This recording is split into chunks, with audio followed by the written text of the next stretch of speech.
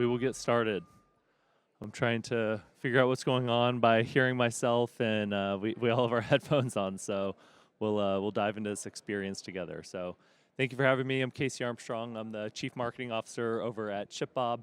I've been with ShipBob since 2018, so I've been fortunate to see a lot of evolution and growth, not just at ShipBob, but obviously in the supply chain space as well. It's been a wild few years, starting probably really in 2020, where we all know what happened there, and just how things have kind of ebbed and flowed since then, especially from a supply chain perspective, and then a global supply chain perspective, especially this year. I'd say there were some big changes that happened down in Mexico towards the end of 2024, and then in 2025 with tariffs and de minimis, there have been a lot of change. So we'll dive into some of that. As you can see here, I'm sporting my awesome boots. So supply chain is a contact sport, and so maybe I'll share the story of how afterwards. So we don't need to get into that. And yes, thank you all for having me. I'm going to talk about really a lot of how more general of how we at ShipBob think about really future-proofing our supply chain. And how that can translate to other 3PLs or to other brands. So we're going to cover both sides of that equation. And again, a lot of it is from the experience that we've had and the experience that a lot of our team has had, and why some of our more recent leadership has brought some of the changes that we've instrumented into our supply chain as well.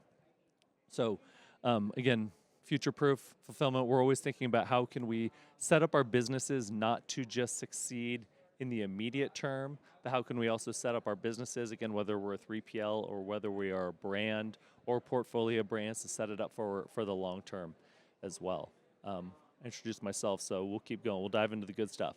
So I want to start with really how we think about supply chain and create like a framework to kind of set the stage for the rest of the conversation. And again, hopefully any questions that you guys all have afterwards, whether I'm on stage or when I'm off stage as well.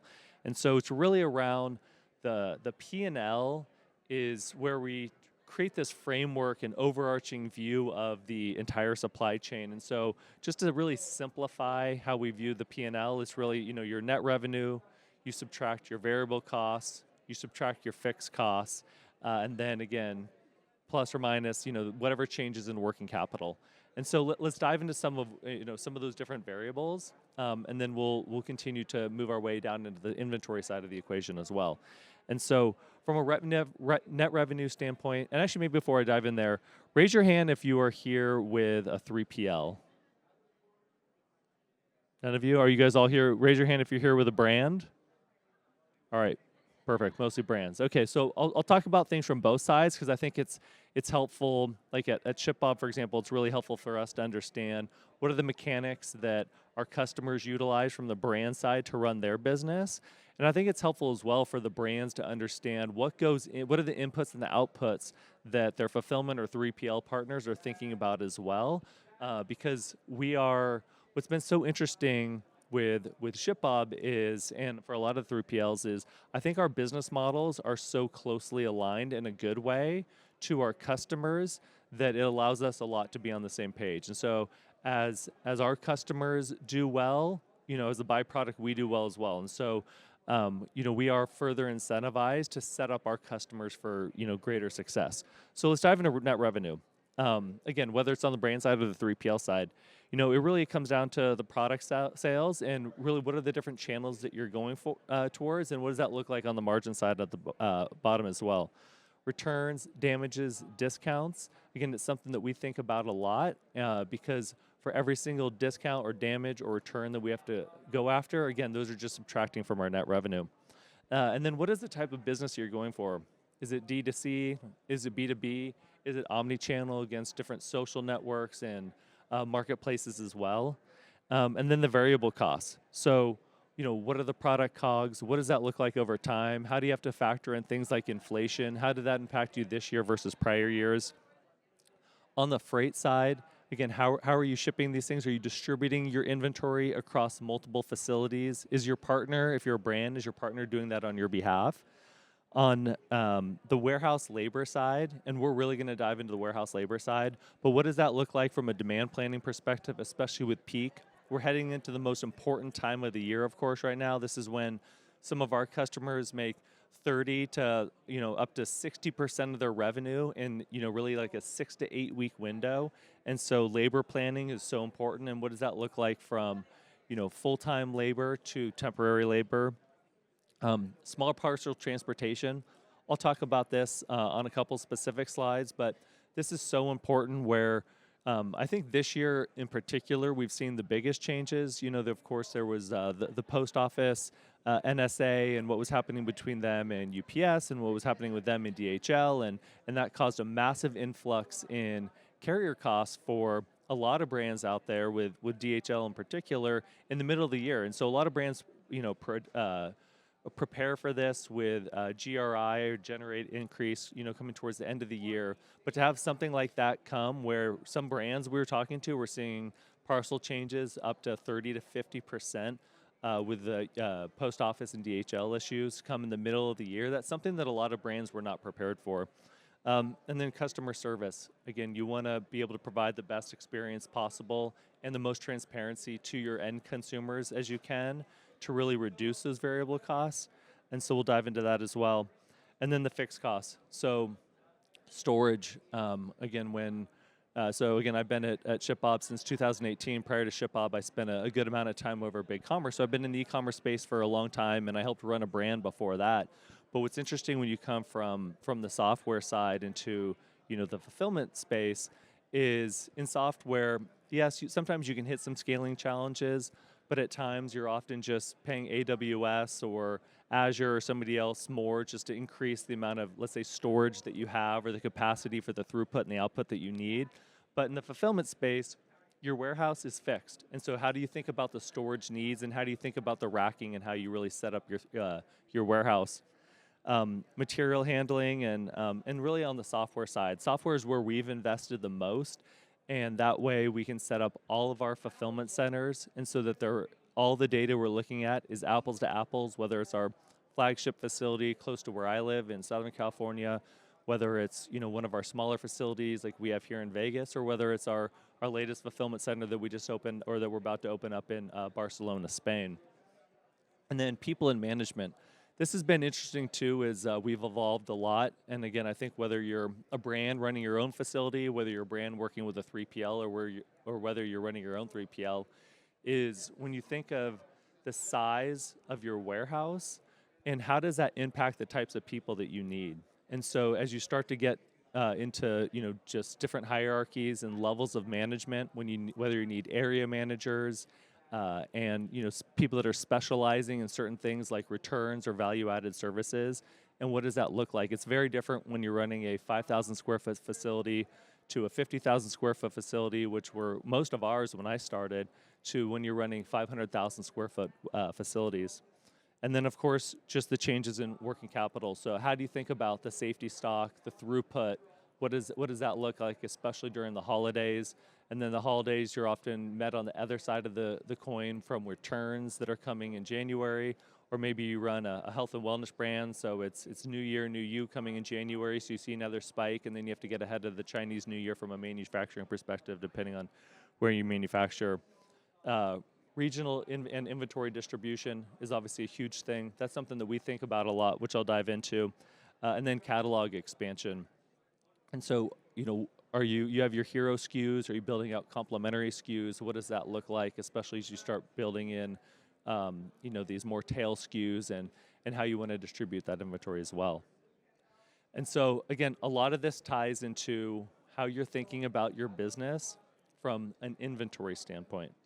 And similarly, just like we talked about with your entire supply chain P&L, the inventory, again, it's net revenue, variable costs, fixed costs, and then also your working capital. And so on the inventory standpoint, let's start with net revenue. Delivery speed, conversion rate at checkout. We have these conversations all the time. And so how are you thinking about showcasing the speed to your end consumer? And how does that actually impact the conversion rate and make your marketing dollars more effective or less effective, and therefore drive more of that net revenue? And so we've been fortunate to bring in some really talented people from companies like Amazon, where our Chief Supply Chain Officer, Melissa Nick, she helped run all of North America fulfillment at Amazon. And I share that because, along with much of the expertise that she can bring to us, it's interesting to get her view of where she saw things at a scale that no other company has achieved in Amazon, and just the impact of what that looks like with conversion rates as you're showcasing this delivery promise, or this delivery promise with a speed that really outweighs what your competitors are able to show. Maintaining the right in-stock positions and thinking about that by channel as well. And so what's interesting with D2C, which is where ShipBob really started, was really focusing on the D2C side. In-stock, in-region is very much top of mind. But over the last 5 or 6 years, as we've invested heavily into both the technology and the operational execution on the B2B and the retail side, the distribution is maybe less important. It's more of getting it to your retailers' DCs in a timely manner and getting them exactly what they need, exactly how they need it. And so again, it's really balancing what does that look like, but also one of the worst things that a lot of our customers see, especially during the holidays, is out of stock.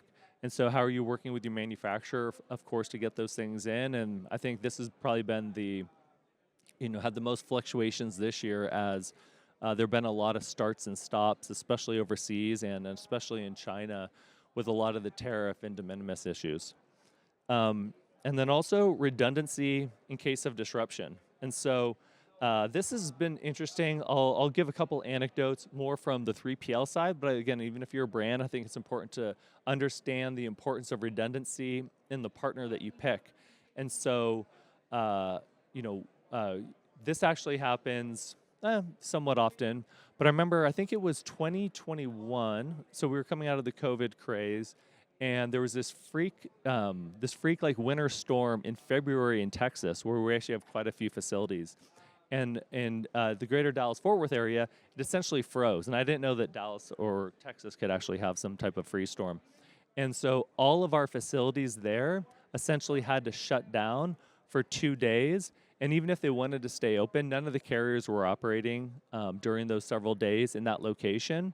And so because of the redundancy a lot of our customers had, unfortunately we had with our network as well, we were able to start to divert orders from our customers to the other facilities. If they had inventory in non-Dallas-Fort Worth locations, we were able to start to divert those orders to those other locations so that they could still be fulfilled on time.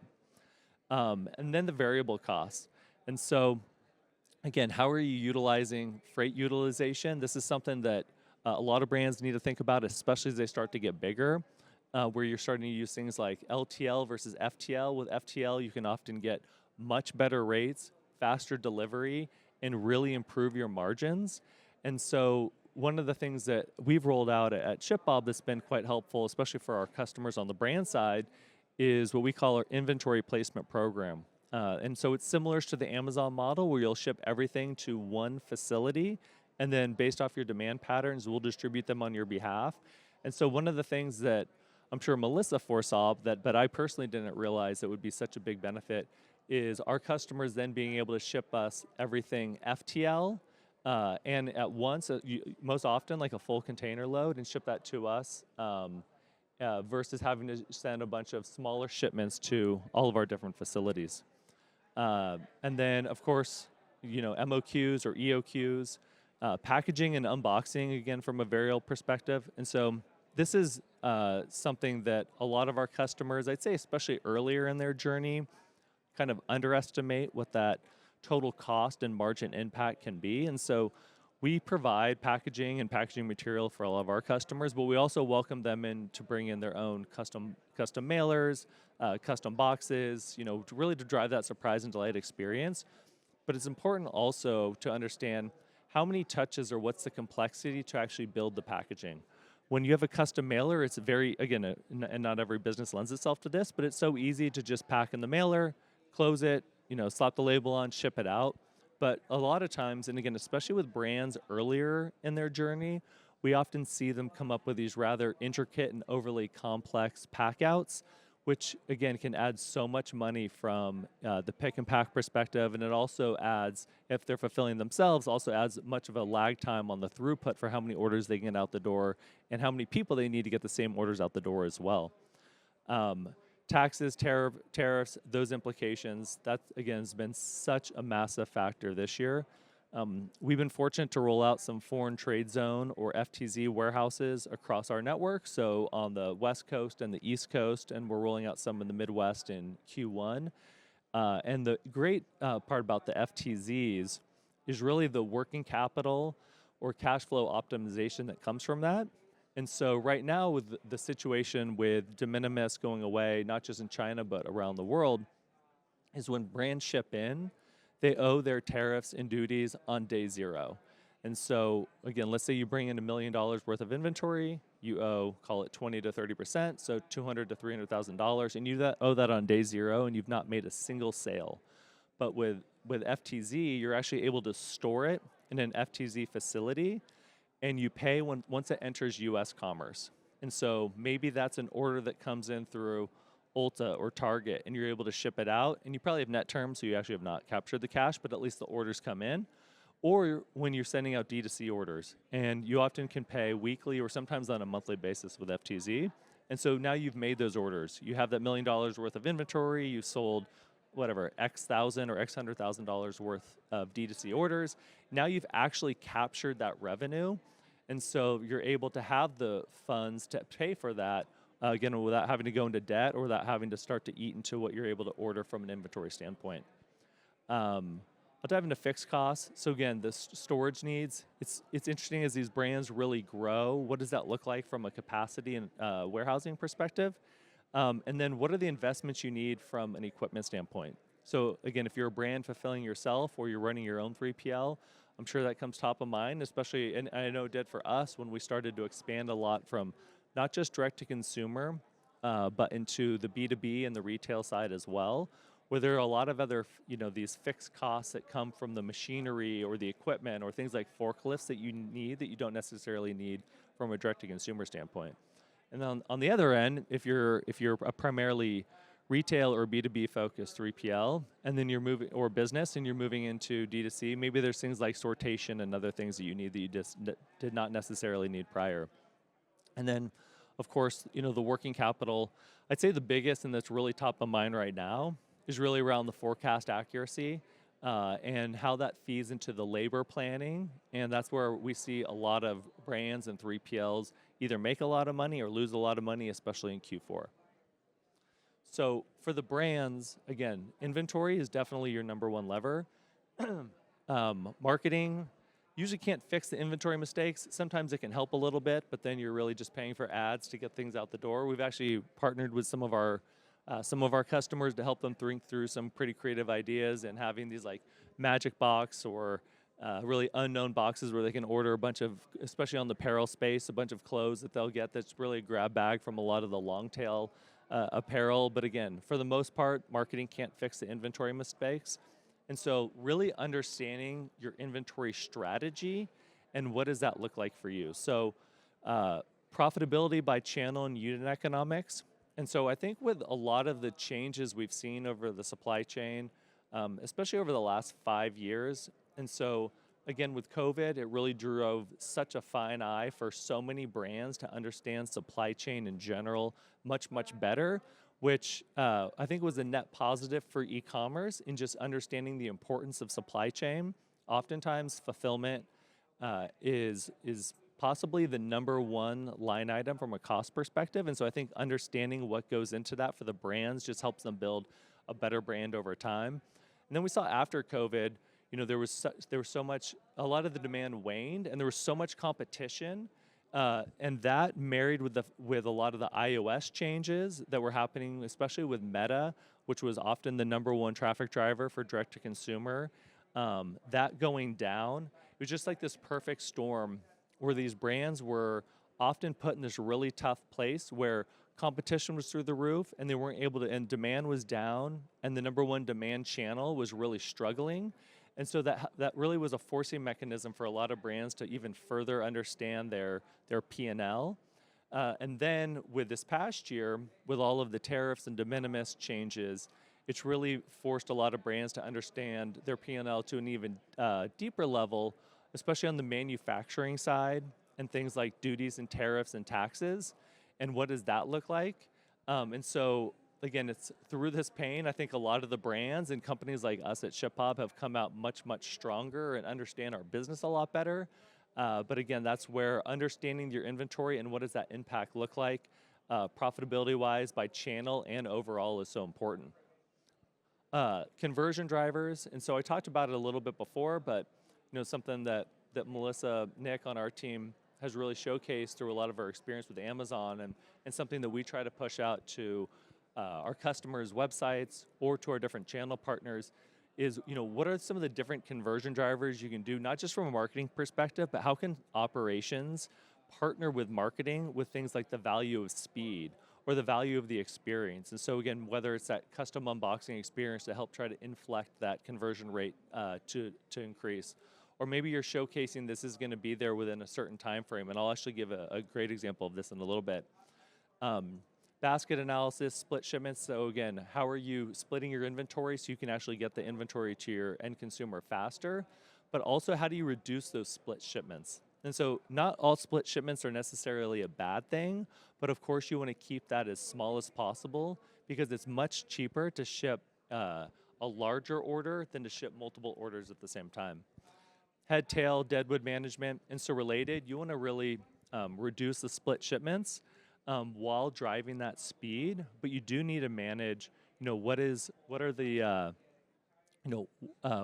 your head SKUs versus what are the tail SKUs of the deadwood. And so something that we think about a lot, especially with our inventory placement program, is we almost always have what we call a hero site. And so the hero site will often have 100% or close to 100% of all the SKUs. And so that way we can eliminate the split shipments, even if it has to ship further. And then we look at the different, the order profile that's most common, and what are the head SKUs, and how do we start to split those to be maybe on both coasts or in 4 or 5 or 6 different facilities around the United States. Related, again, the regional demand patterns. And so we've worked with some brands that they say, hey, your inventory placement program looks great. You're giving us a lot of the analytics inside. So we should actually know how to split the inventory, but we just want to do it on our own. We've been doing this for a long time, but then they start to see, hey, they're just kind of splitting the inventory, let's say like 25% across 4 different facilities, but they're selling things like swimwear. And then in the Northeast or in the winter, there's zero demand for swimwear versus the West Coast, pretty much all of their demand is coming from. And so you got to think about things from a regional perspective, but also the timing throughout the year. Redundancy, again, I gave the example of the winter storm in Texas, which again I didn't know was a thing. And so really, how do you drive some different redundancy in your supply chain? That can also come with your carrier partners. Tariffs and duties, again, we've all been inundated with that this year. And then scalability. And so I'll actually get to the scalability right here with an example from a customer of ours called Dossier. And so whether you're a 3PL and you've got your warehouse and you're trying to land these brands that you think have a huge opportunity to grow over time, or maybe you're a brand yourself and been fulfilling yourself, or you're a brand looking to grow and you pick that partner, and so deciding which partner actually has the scalability. And so what was awesome with Dossier, and so their founder, Sergio, he's a serial entrepreneur. He'd founded multiple companies before. He'd not necessarily yet hit his home run or his grand slam business. And so he founded Dossier. And one thing that he knew is he did not want to fulfill orders himself for the long term. And so we fortunately were able to work with him early in his journey. In his first year with us, he shipped around 8,000 orders with us. So for your first year, not bad. And then the most recent year, they've shipped around 800,000 orders. So they've had 100x growth during that time. And so, whether you're a brand fulfilling yourself, the space that you need, the software that you need, the people that you need to get that out the door, again, 100x in call it 5 or 6 years, that's immense growth. And so what does that look like? Or what does that look like with the 3PL partner that you choose? Do they have a 50,000 square foot warehouse in one part of the country, and then you're going to start to hit that ceiling pretty fast? Or you're a 3PL, and you land that brand, that awesome brand with a very strong founder or founding team, and they're able to grow. maybe not just through D2C, but through B2B as well. How are you setting up your warehouse so that you can actually maintain their growth and keep them over time? I'll touch on it a little bit later, but right now, like really lifetime value or LTV, it's top of mind for all of us, no matter what our business is. So if you're a brand, you of course want to get those customers that are, purchasing your product over and over and over again, whether that be on a weekly or a monthly or a yearly basis, but you want to make them happy and involve with them and hopefully increase that basket size over time. And if you're a 3PL, it's very expensive to get a new customer. And so how can you provide that amazing experience, but also have the scalability to keep them over a long period of time? And then another good example too is probably Spikeball. And so Spikeball came to us, they were actually fulfilling themselves. And they said, hey, right now we know that the throughput in our facility is not to where it should be. We're operating off of tribal knowledge. And so anytime we lose somebody, we're trying to keep our head count down, but anytime we lose somebody, it takes them 3 to 6 months to ramp up, and then we're just worried that they're going to leave again.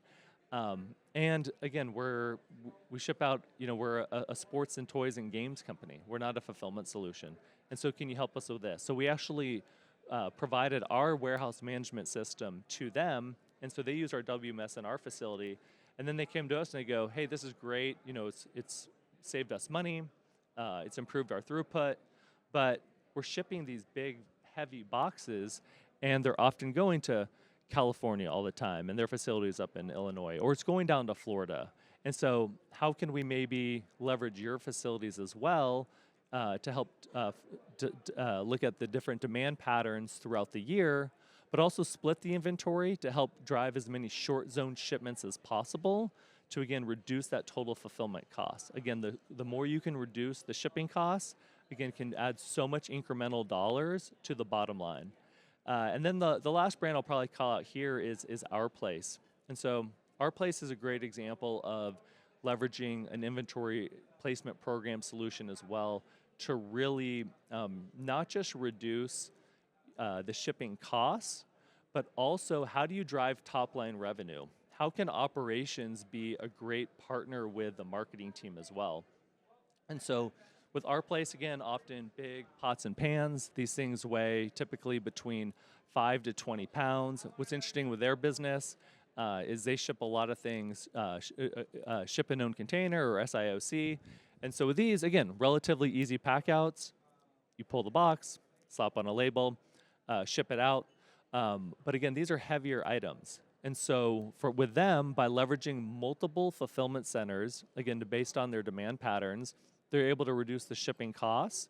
Or I'll start with they're able to reduce the shipping speed to really provide this differentiated solution, which, especially in the home goods space, there's a lot of very, very strong competition with cookware. And so again, that's a huge differentiated advantage. It's able to reduce their costs, and so they're able to add multiple dollars to the bottom line on every single order. And what's interesting with this one as well is they were actually able to add several $1 million to their top line by distributing their inventory, because then the holiday cutoffs, they were actually able to extend their holiday sales by 5 additional days during the holidays every single year, because they're able to still deliver on that Christmas Eve or Christmas promise, because they are located closer to the end consumer versus doing what they did before when they were just shipping out of Northern California. And so we didn't have a whole lot of 3PLs raise their hand earlier, and so unless that's changed, you can raise your hand. But on the brand side, I will skip on to the brand view. So again, with brands, some of this is a little bit redundant, but how do you build these networks that really drive revenue?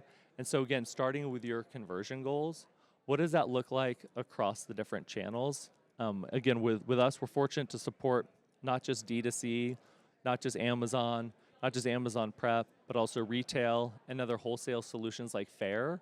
And so again, what does that look like, the conversion rules by channel? What is the speed promise you need to really inflect that up? And how can you partner with your marketing team to start showcasing that on your website, on your PDPs, in your different ads? And then the customization side as well. And so this is huge, where it's not just the surprise and delight experience, and something that as a marketer I think about a lot with customization is, or actually in general, you're always like, how can I get the most eyeballs and the best eyeballs, and let's say the highest click-through rates, and to then therefore drive the most awareness and the most demand? Well, where's the place that you get a near 100% open rate? That's often on the packages that you ship. And so I know a lot of our customers are trying to think of how can they provide this really differentiated experience to their customers. And then something that's been around for quite a while is, how do you create this maybe Instagrammable or TikTok type experiences so that your customers are then promoting you on their behalf? And customization doesn't just stop at the physical level, but it's also on the digital level as well. And so, a lot of our marketing teams are using solutions like Klaviyo, where they'll create these different rules based off of different things that you maybe do on the website, or what you click on, in your emails, or what you're purchasing. But you can actually do a lot of that also at the fulfillment and the supply chain level as well. And so we have these different fulfillment engine rules that have it so maybe you want to ship, the first order in the subscription in a custom box with a custom insert and a custom gift note. But again, those costs can add up over time. And so how do you maybe create rules so on the second order, the third order, that just goes into a standard poly or a standard brown box to, again, continue to reduce the costs and improve your margins. And then from engineering your site perspective, if you're a brand running your own network, or maybe you're a brand working with a 3PL, just thinking about what does that look like from the size and the weight? Can your partner, or can you handle the different sizes of the weights of the goods? Because like a Bloom Nutrition, for example, the size of the weights of the goods, or maybe an apparel brand, it's very different than an Our Place or a company like Spikeball. Perishability and certification. And so we've actually seen this with quite a few of our customers, where they'll start in one industry, and then as their business evolves, they start getting into things like perishables, or they start requiring things like GMP or GFSI certifications. And so just making sure either your site or your partners can handle that as you continue to grow. The duty profile, again, this has been, even I saw some more updates earlier today, but just on how duties and tariffs and everything continue to evolve. So of course, keeping an eye on that, and I'm happy to talk about that afterwards, and how we've helped some of our customers mitigate that. And then the order profile and inventory velocity, especially during peak season. Like, what does that look like? What does that look like from a throughput perspective? This is often we see a ton of demand. Again, then we're in returns, and then we're in Chinese New Year. So what does that look like? And then just layering in the possibilities. So you've got these multi-year growth plans. We all know anytime we've built a plan in Excel, like the second that we hit save or show it to somebody else, again, the model's already changing. But how do you back into that, call it 3 to 5 year or even 1 year growth model? And how do you make sure that your supply chain is set up for that? The example I gave earlier with Dossier, to go from 8,000 to almost 800,000 orders in a single year. I know that they had ambitious goals. I don't know if their goals were that great, but how do you at least start to forecast what some of that growth looks like? Then what does that catalog expansion look like? And as you start to get into things, does it start to require hazmat or temperature control or some other requirements? And then the channel expansion. And so how and when you need to order to fulfill in bulk to a company like Target, and as Target continues to expand versus D2C is very different. And then of course there's the redundancies. And then I'll wrap it up here with an example from a customer of ours called Semaine Health. And so they're actually a Canadian-based brand. They were shipping primarily out of Canada, and they moved to us, and they were very adamant that they wanted to be in relatively close proximity to their fulfillment center. I'm not sure why, but that was their choice.